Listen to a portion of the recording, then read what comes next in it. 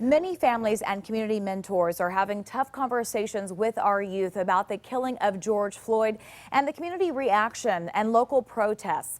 Darwin Salaam, the co-owner of Squad Inc. Training and former Alabama football player, joins us now. Thank you so much for being with us tonight. Thanks for letting me come on and talk about this very important matter. First, for people not familiar with Squad Inc., what is the role that you play in the lives of youth in our area? We have a wide variety of different youth athletes that come into the facility that we're able to inspire to believe in themselves more and teach them different skills to enhance their athletic development as well. Darwin, based on the conversations that you've had, what kinds of emotions are our local youth expressing to you? It's a lot of confusion coming from a lot of people in general, but especially with the youth, because they don't know how to feel. They don't know how to express themselves beyond what's being shown on the news with riots and protests. I think there's more constructive ways for the youth to express themselves outside of protests and riots. So we want to be able to give them a platform to do that so they can feel like their voices are being heard and their feelings are being properly expressed. What are the conversations that you've had with them about these protests?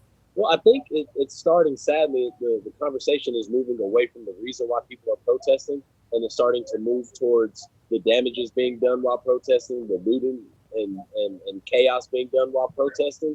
So sadly, the conversation is kind of shifting away from police brutality, Black lives being put on the same pedestal as all other lives, because it seems as if we have a disconnect in this society with Black lives not mattering as much as other lives.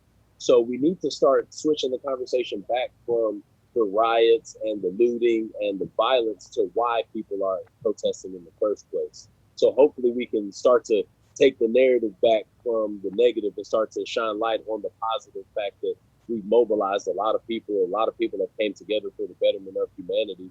And we have to continue to talk about that opposed to talk about the negative sides of protesting. You're hosting an event called Together We Can Do More. Tell us about the event and what is its goal? We want kids to know that the compound is not only a place for them to come and use it as a fitness center, but it's also a place they can come and express themselves when we do have these meetings. First Saturday of every month is what we're planning moving forward. But this Saturday is going to be the first time, more so of an icebreaker for the kids to be familiar with the area, familiar with the location, and know that there are adults in this community that want them to voice their opinions because their opinions matter, their solutions matter. They need to be included into the conversation because they're going to be faced with these problems for the next 40 to 50 years, opposed to the baby boomer generation and my generation being faced with this problem for the next 20 to 30 years. These kids are going to have another 2 decades longer than us to fight these problems off. So they need to have a voice now instead of when they're in their mid-20s, early 30s. Who's invited to attend and what are the topics of conversations that you'll focus on? The event is open to all genders, all races of teenagers and young people. I'm thinking, I don't want to tell people that they can't come because they're 25, 26 years old, but we would like for the voice of the youth to be between 13 and 21 years old, because those are the people that are probably lacking the ability to speak their minds the most. So not only will we be talking about police brutality and what happened to George Floyd, Dana Fletcher, other people who have died by the hands of police brutality throughout the country, we'll also be talking about what's a proper way to express your feelings when things are happening outside of your control.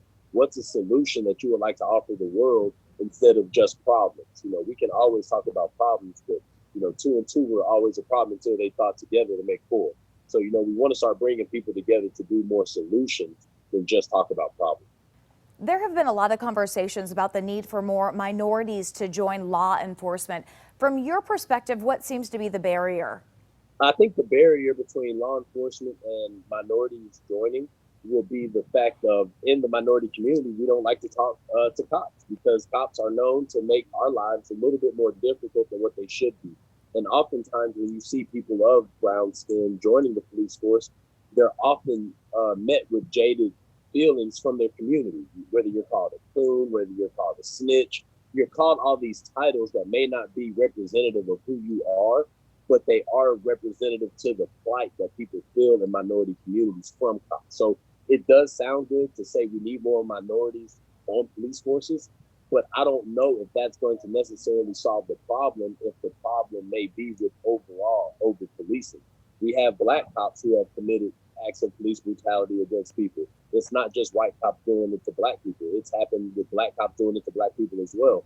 So we need to further look at the issue of over policing more so than just the demographics of the police themselves.